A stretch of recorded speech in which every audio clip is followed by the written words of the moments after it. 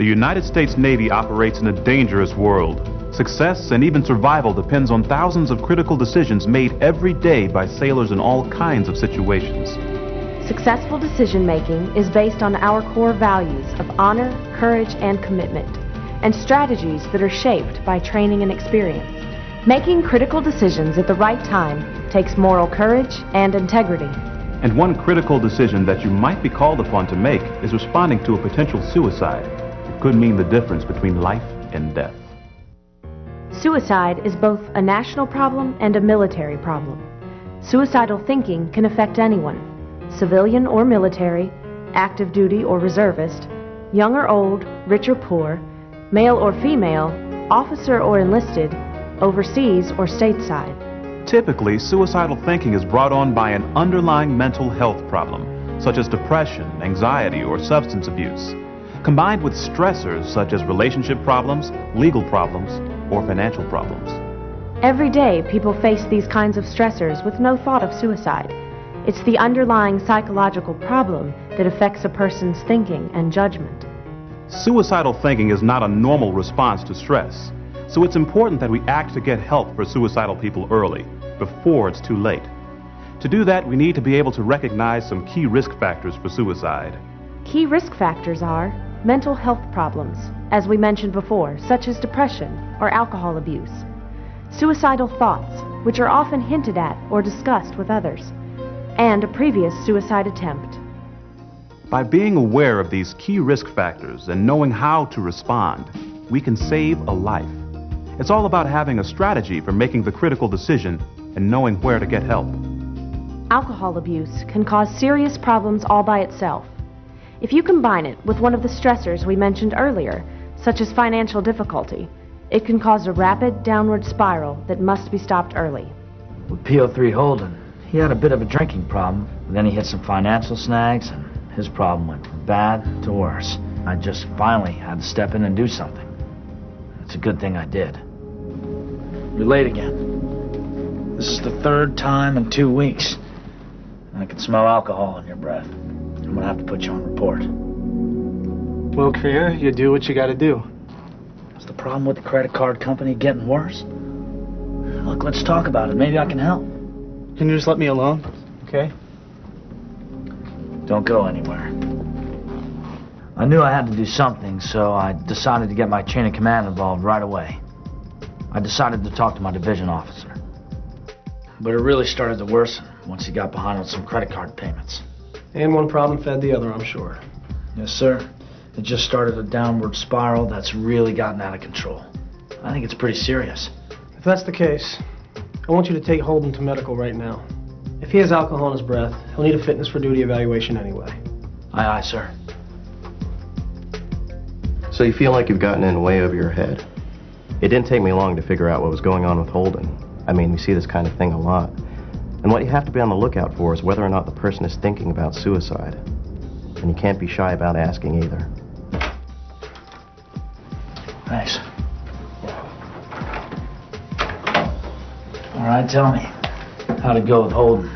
Well, you're right about him. His alcohol problem has really distorted his thinking to the point where he doesn't see any way out of his financial situation other than suicide. It's a good thing you brought him in when you did. The doc's evaluating him. He's going to get the help he needs. We caught the problem early and we acted on it. That was the key. Who knows what might have happened if we hadn't. I'm just glad that I knew enough to act. Creer knew that Petty Officer Holden was in trouble because he knew the risk factors for suicide. And as the first responder, he had the moral courage to act. He made the critical decision and informed his chain of command. And Creer's division officer wasted no time in directing Creer to get Holden into the hands of the people who could help him. Corpsman Radona also had the insight and the courage to ask a tough question. Are you thinking about suicide? But you don't have to be a corpsman to ask. In fact, that's one of 7 important action steps you can take as a first responder. You can remember these steps by remembering aid life. Ask. Don't be afraid to ask, are you thinking of hurting yourself? Intervene immediately. Don't keep problems a secret. Locate professional help.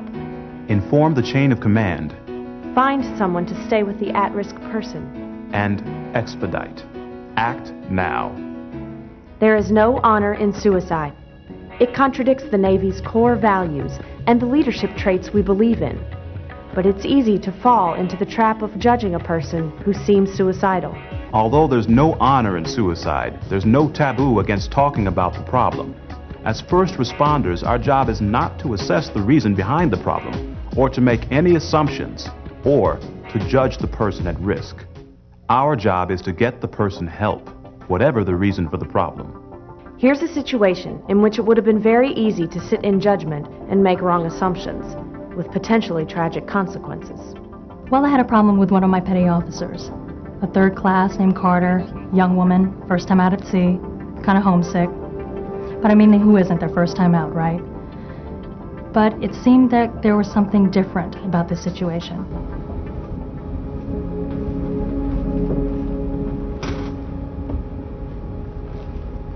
Hey, Carter. Hey, Petty Officer Drummond. Some of the guys said you might be upset about something. What's up? Well, I got problems back home. My boyfriend, he's breaking up with me. We were gonna get married. Then we got the order to ship out, and he wasn't really happy about that. But I figured he'd get over it. But he didn't. No, he didn't. Not by a long shot. I mean, we've known each other since high school. Now I can't sleep. I can't concentrate on my job. I can't do anything. I just want to... You want to what? I just want to make everything go away. I'm thinking about suicide.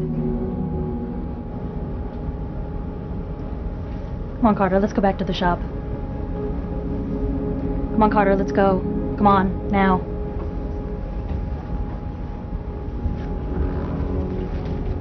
So I have someone with her right now, sir. Does she seem depressed?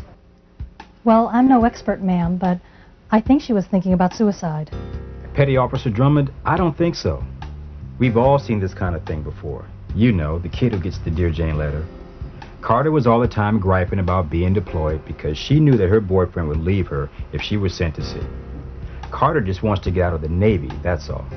She'll get over it. I'm aware of situations in which somebody made that very same assumption. Let me just say that it didn't turn out well. Now, I really don't care what the reasons might be behind Carter's wanting to commit suicide. What we need to do is get her the help that she needs, right now. I'll be happy to take her to medical. Thanks, Chaplain. I knew that we could not just assume that Carter would somehow get over what was bothering her. Whenever somebody starts talking about suicide, boy, that is a red flag that needs to be addressed. Carter needed help, so I helped her. It's as simple as that. Sometimes it's not easy.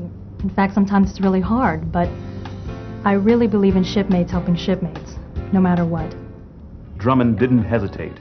She intervened immediately without making any assumptions or judgments. She made the critical decision. She informed her chain of command and quite possibly saved a life. Often, underlying emotional problems bring on a kind of temporary tunnel vision. To the at-risk person, suicide seems like the only solution. But most people with suicidal thoughts don't really want to die. They just want relief from the pain of problems they think are unsolvable. But they won't get better by themselves. They need immediate professional help. And it's the people who see them every day, family, friends, co-workers, who are in the best position to get them that help. Suicide in the Navy reflects the problem in the general population, and family members of Navy personnel are just as susceptible to suicidal thoughts, especially teenagers. You know, sometimes we have to be away from our families for a long period of time. And we don't always know what's going on back home. I have a teenage daughter, and I didn't know it, but she and her mother had been having some really bad arguments while I was gone. I'd been back in port about 2 weeks. I came home one night, and they were at each other's throats like two Dobermans. No means no. I'm not going to argue about it. What I said, I said. That's it. I'm so going. I don't think so. Mom, you told me last week I could go. How can you say no now? It's not fair. I said you could go if you had your English paper done. Have you finished? All that's left is a bibliography. Lydia! That's all that's left. Well, then you haven't finished it yet, then have you? Mom, this is the biggest thing of the whole year. If you don't let me go... Then what? What are you going to do? I'll do it. I swear to God I'll do it. She'll do what? Oh, just kill herself, that's all. What? Kill herself? She started to say that whenever she doesn't get her way. Since when? How many times has she said this? I don't know, maybe 3 or 4 times before. 3 or 4 times she was hysterical. I've never seen her act this way. Honey, it doesn't mean anything. I think it does. We're going to the emergency room. Right now.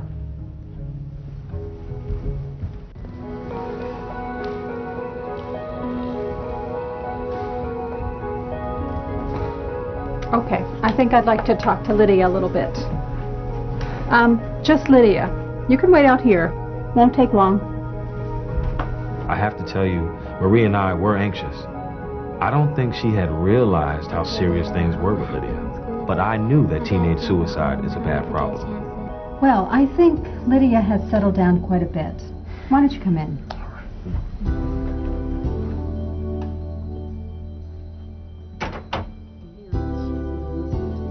This is a list of some very good family therapists in the area. I think some counseling is in order here. She needs counseling? It might help if all 3 of you went together. I agree. Whatever it takes. We're all still in counseling. We haven't solved all our problems by any means, but I am glad I acted when I did. I hate to think what might have happened if I hadn't. Senior Chief Jenkins made a critical decision that took courage. He acted quickly to locate professional help for his daughter. His action may not have been popular with his family, at least not at first, but very likely it saved a life. One other concern you should be aware of is murder-suicide. Murder-suicide has specific risk factors associated with it.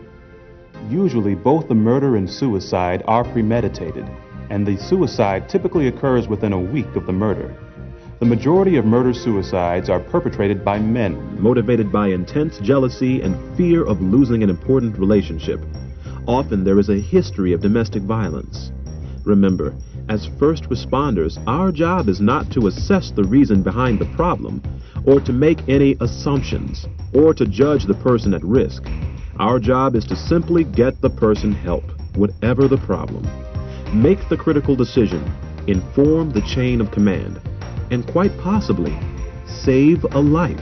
It's important to know that just as there are risk factors for suicide, there are protective factors that can help keep people from reaching a suicidal crisis.